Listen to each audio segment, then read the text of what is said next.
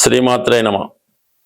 వృషభ రాశి వారికి ఈ వారం అంతా కూడా రాశి అందే కుజగ్రహ సంచారం వల్ల చిన్న విషయానికి కూడా చాలా ఆవేశానికి కోపానికి గురవుతుంటారు. దీర్ఘకాలిక అనారోగ్యంతో ఇబ్బంది పడుతున్న వాళ్ళు ఏదైనా సర్జరీ చేయించుకోవడం కానీ లేదంటే వైద్యులను సంప్రదించడం కానీ జరిగే అవకాశం ఉంటుంది. ఇక ప్రధానంగా ఎవరైతే ఉద్యోగం కొరకు నిరుద్యోగులు లాంటివి ఉన్నారో వారు చేసే ఉద్యోగ ప్రయత్నాలు చాలా వరకు సక్సెస్ అయ్యే అవకాశం ఉంది. అటు మీరు ప్రైవేట్ సంస్థల్లో కానీ గవర్నమెంట్ సంబంధించిన ఉద్యోగాలు కానీ ఈ సెక్యూరిటీకి సంబంధించినవి పోలీస్ డిపార్ట్మెంట్ సంబంధించిన ఉద్యోగాలు ప్రయత్నం చేస్తున్న వారికి మీలో ఉన్నటువంటి కాన్ఫిడెన్స్ పెరగడం వల్ల ఎవరు సహకారం లేకుండా మీకు మీరే ఈ కొత్త ఉద్యోగ ప్రయత్నాల్లో సక్సెస్ అవ్వడం జరుగుతూ ఉంటుంది.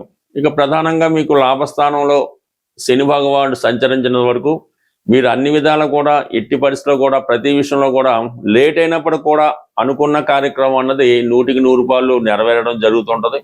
అలాగే అటు భగవంతుడి సహకారం కనబడుతుంటది, పెద్దవారు గురువుల యొక్క సహకారం కూడా మీకు కనబడుతుంటది. ఏదన్నా కొద్దిపాటి ప్రయత్నంతో మీరు గొప్ప ఫలితాలు సాధించడానికి ప్రస్తుతం మీకున్నటువంటి ఈ రాశి 11వ స్థానంలో ఉన్నటువంటి కుజశనులు ఎక్కువగా వృత్తి సంబంధించిన విషయాలకి సహకరించడం జరుగుతుంటది. అయితే సర్వసాధారణంగా వృషభ రాశి వారికి చాలా కష్టపడితే తప్ప ఏ ఫలితం కూడా సాధించడానికి అవకాశం ఉండదు. అందువలన కామన్ గా మీరు ఎంత కష్టపడితే మీరు అంత వృద్ధిలోకి రావడం కానీ ఆ పనులు అంత వేగంగా జరగడం కానీ జరిగే అవకాశం ఉంది. ఇక ప్రధానంగా మీకు ధనస్థానంలో రవి సంచరించడం జరుగుతుంది. ఈ కారణం వల్ల ఏంటంటే మీకు ప్రభుత్వ పథకాలు అనుకూలంగా రావడం జరుగుతుంటది. అలాగే మీ కుటుంబంలో మీ యొక్క తండ్రి గారు కానీ గురువులు కానీ మీ కుటుంబాన్ని విజిట్ చేయడం జరుగుతుంటది. కుటుంబ సంబంధించిన విషయాలు కానీ ఆర్థిక పరమైన సమస్యలు కానీ ఉన్నప్పుడు పెద్దవారు దాన్ని ఆటోమేటిక్గా సహకరించడం జరుగుతుంది. మరి కొంతమంది వ్యాపారస్తులు లాంటి వాళ్ళు ఎవరైనా ఈ ప్రభుత్వ రుణాలు ఏమైనా ప్రయత్నం చేస్తున్నా కొన్ని ప్రభుత్వ పథకాలు కానీ సబ్సిడీలు కానీ ఈ విషయంలో మీకు సహకరించే అవకాశం ఉంది. వ్యక్తిగతంగా మీ కుటుంబ ప్రతిష్ట కూడా పెరిగే అవకాశం ఉన్నది. ఇక ప్రధానంగా కామన్ గా నడుస్తున్నటువంటి తృతీయ స్థానంలో గురుగ్రహ సంచారంతో పాటు బుధుడు కూడా అక్కడ సంచరించడం జరుగుతూ ఉంటుంది. ఇది విద్యార్థులు కొన్ని కొత్త విషయాలు తెలుసుకోవడం జరుగుతుంది. ఒక మంచి గురువు లభించడం వల్ల విద్యలో మీరు నెమ్మదిగా గ్రోత్ కనబడుతూ ఉంటుంది. వ్యాపారస్తులకి కొన్ని కొత్త అవకాశాలు రావడం జరుగుతుంటది. అంటే మీకు కొంతమంది మిత్రులు మీతో కలిసి వ్యాపారం చేయడానికి ఇష్టపడడం జరుగుతుంటారు. అంటే మీరు చేసే కార్యక్రమాలకి మేధావులైనటువంటి వారు తెలివైన వారు సహకరించడం కూడా జరిగే అవకాశం ఉంది. ఇక ప్రధాన విషయం ఏంటంటే వివాహ ప్రయత్నాలు. ఎవరైతే వివాహ ప్రయత్నాలు చేస్తున్నారో వారికి 100% ఈ సమయంలో వివాహ ప్రయత్నాలు ఫలించే అవకాశం ఉంది. ఎందుకంటే ఈ గురువు మీకు సప్తమ స్థానాన్ని వీక్షించడం, సప్తమాధిపతి కుజుడు రాశి యందు సంచరించడం ఇవన్నీ కూడా మీకు వివాహ విషయంలో మీరు చేసే ప్రయత్నం ప్రకారం మీరు కోరుకున్న విధంగా ఈ సమయంలో వివాహ సంబంధం లాంటిది నిశ్చయం అయ్యే అవకాశం ఉన్నది. ఇక ప్రధానంగా చతుర్థ స్థాన సంచారంలో శుక్రుడు రాశ్యాధిపతి షష్టాధిపతి అయినటువంటి శుక్రుడు చతుర్థ స్థాన సంచారం వల్ల తల్లిగారితో విభేదాలు కానీ తల్లిగారికి అనారోగ్యం కానీ కలిగే అవకాశం ఉంది.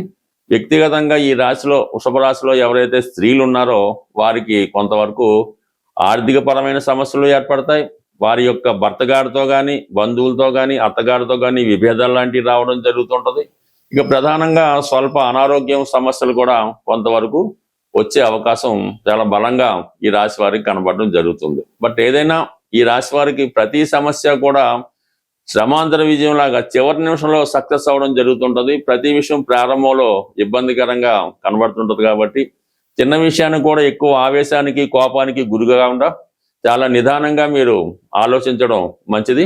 అలాగే ప్రమాదాలు అంటే వాహనాలు వేగంగా నడుపుతున్న వారు కానీ ప్రమాదకర వృత్తుల్లో ఉన్నవాళ్ళు కానీ ఎందుకైనా మంచిది కొద్దిగా జాగ్రత్తగా ఉండడం మంచిది. అంటే సాధారణంగా రాశి యందు కుజుడు వచ్చినప్పుడు జాతకుడు చాలా విపరీతమైన యాంగ్జైటీకి కోపానికి గురవుతూ ఉంటాడు. ప్రతి పని వేగంగా చేయలేని ఆలోచన కనబడుతూ ఉంటది. ఏ కారణం వల్ల అయితేనే మరి ఎలక్ట్రిక్ షాక్ తగలొచ్చు, లేదంటే వంట గదిలో స్త్రీలు వంట చేసేటప్పుడు వాళ్ళకి ఏమైనా ఇబ్బంది కలగవచ్చు. కాబట్టి ఏదైనా వృషభ రాశి వారి స్త్రీలు కానీ పురుషులు కానీ ఏదైనా ప్రమాదకర వృత్తుల్లో ఉన్న వాళ్ళు కొంతవరకు జాగ్రత్త వహించడం మంచిది. ప్రధానంగా ఈ వార ప్రారంభంలో ఇంచుమించుగా ఈ గ్రహాలన్నీ కూడా రాహుకేతుల మధ్య ఉండిపోవడం వలన ఏ పని ప్రారంభించినా అది ఏదో రకంగా ఆలస్యం అవడం జరుగుతుంటది. కాబట్టి ప్రధానంగా మీరు ఏదైనా ఇంపార్టెంట్ వృత్తులు ప్రారంభించినప్పుడు మాత్రం ఈ రాహుకేతుల్ని పూజించి ఆ పని ప్రారంభిస్తే మీ యొక్క పని సులువుగా జరిగే అవకాశం ఉంటుంది. ప్రధానంగా ఈ వారం ఈ జూలై 10వ తారీఖున ఏకాదశి రావడం జరుగుతుంది. సాధ్యమైనంత వరకు ఎక్కువ ఇబ్బందుల్లో ఉన్నవాళ్ళు ప్రతి ఏకాదశికి నియమంగా ఉంటూ సత్యనారాయణ స్వామి వారి వ్రతం చేయించుకోవడం కానీ, సత్యనారాయణ స్వామి వారి ఆలయం దర్శించడం కానీ, లేదన్నా ఎవరైనా ఈ వ్రతం ఆచరిస్తున్నప్పుడు అక్కడ మీరు కూడా పాల్గొనడం వల్ల కంప్లీట్గా మీకు ఈ ఏకాదశి నియమం పాటించడం వల్ల ప్రతి నెలకి 2 సార్లు ఈ ఏకాదశి రావడం జరుగుతుంటుంది.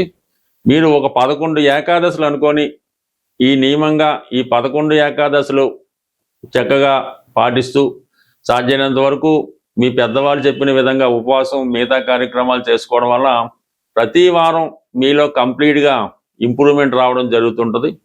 అలాగే మరి ఆ ఏకాదశి రోజు విష్ణు సహస్రనామ పారాయణ చేసుకోవడం వల్ల కూడా మీ జీవితంలో మంచి మార్పుకి కారణమవుతుంటుంది. అంటే ఏదైనా ఒక క్రియ, మనం శనివారం దేవాలయానికి వెళ్తున్నాం, మంగళవారం హనుమాన్ దేవాలయానికి వెళ్తున్నాం, అలాగే ఈ ఏకాదశి నాడు ఈ విష్ణుమూర్తి ఆలయాన్ని దర్శించడం వల్ల ఏదైనా ఒక కార్యక్రమం కంటిన్యూగా చేయడం వల్ల దాని ప్రభావం రావడం జరుగుతుంటుంది. అంతే తప్ప ఏదో నెలకోసారో వారానికోసారో ఆ విధంగా వెళ్ళడం వల్ల ఏ ప్రయత్నం జరగదు. ఏదైనా మనం స్వామి అయ్యప్ప దగ్గరికి వెళ్ళినప్పుడు ఒక 41 రోజులు దీక్ష తీసుకుంటాం. అలాగే మీరు ఒక 11 ఏకాదశుల ముందు అనుకోండి, దాని ప్రభావం మీకు 100% కనబడుతుంది. దాని తర్వాత మీ జీవితాంతం కంటిన్యూ చేసుకోవడం వల్ల మీ జీవితంలో గొప్ప మార్పు, గొప్ప అభివృద్ధి మీకు మీ జీవితంలో తప్పకుండా రావడం జరుగుతుంటుంది. అలాగే కంపల్సరీగా ఏకాదశితో పాటు ఆదివారం అన్నది చాలా ఇంపార్టెంట్. ఎట్టి పరిస్థితుల్లో కూడా అది ఈ పండగ రాని రాకపోనివ్వండి, ఆదివారం రోజు మాత్రం కంప్లీట్గా ప్రతి ఒక్కరూ మన హిందూ ధర్మం ప్రకారం నియమంగా ఉంటూ సూర్యుని యొక్క ఆరాధన చేసుకోవడం వల్ల, పెద్దవారిని గౌరవించడం వల్ల కంప్లీట్గా మీకు ఏ దేవాలయానికి వెళ్ళక్కర్లేదు, మీరు ఎక్కడికి వెళ్ళక్కర్లేదు. కేవలం ఆదివారాలు చేయడం వల్ల, కేవలం ఒక 7 ఆదివారాలు కంప్లీట్గా చేసుకుంటే ఆటోమేటిక్గా దానికి అదే అలవాటు అవుతుంది. ప్రతి వారం మీలో ఇంప్రూవ్మెంట్ కనబడుతుంది. ప్రధానంగా ఈ వారం ఈ జూలై 10వ తారీఖున ఏకాదశి రావడం జరుగుతుంది. సాధ్యమైనంత వరకు ఎక్కువ ఇబ్బందుల్లో ఉన్నవాళ్ళు ప్రతి ఏకాదశికి నియమంగా ఉంటూ సత్యనారాయణ స్వామి వారి వ్రతం చేయించుకోవడం కానీ, సత్యనారాయణ స్వామి వారి ఆలయం దర్శించడం కానీ, లేదన్నా ఎవరైనా ఈ వ్రతం ఆచరిస్తున్నప్పుడు అక్కడ మీరు కూడా పాల్గొనడం వల్ల కంప్లీట్గా మీకు ఈ ఏకాదశి నియమం పాటించడం వల్ల ప్రతి నెలకి 2 సార్లు ఈ ఏకాదశి రావడం జరుగుతుంటుంది. మీరు ఒక 11 ఏకాదశులు అనుకొని ఈ నియమంగా ఈ 11 ఏకాదశులు చక్కగా పాటిస్తూ సాధ్యమైనంత వరకు మీ పెద్దవాళ్ళు చెప్పిన విధంగా ఉపవాసం మిగతా కార్యక్రమాలు చేసుకోవడం వల్ల ప్రతి వారం మీలో కంప్లీట్గా ఇంప్రూవ్మెంట్ రావడం జరుగుతుంటుంది. అలాగే మరి ఆ ఏకాదశి రోజు విష్ణు సహస్రనామ పారాయణ చేసుకోవడం వల్ల కూడా మీ జీవితంలో మంచి మార్పుకి కారణమవుతుంటుంది. అంటే ఏదైనా ఒక క్రియ, మనం శనివారం దేవాలయానికి వెళ్తున్నాం, మంగళవారం హనుమాన్ దేవాలయానికి వెళ్తున్నాం, అలాగే ఈ ఏకాదశి నాడు ఈ విష్ణుమూర్తి ఆలయాన్ని దర్శించడం వల్ల ఏదైనా ఒక కార్యక్రమం కంటిన్యూగా చేయడం వల్ల దాని ప్రభావం రావడం జరుగుతుంటుంది.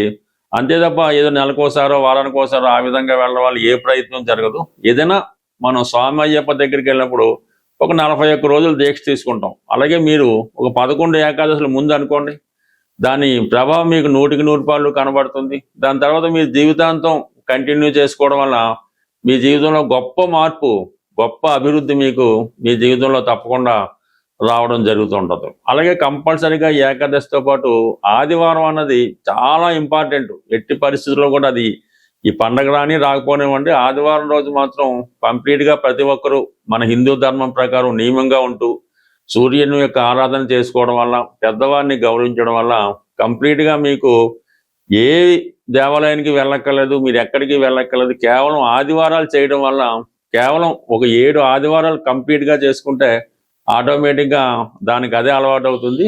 ప్రతి వారం మీలో ఇంప్రూవ్మెంట్ కనబడుతుంది. స్వస్తి.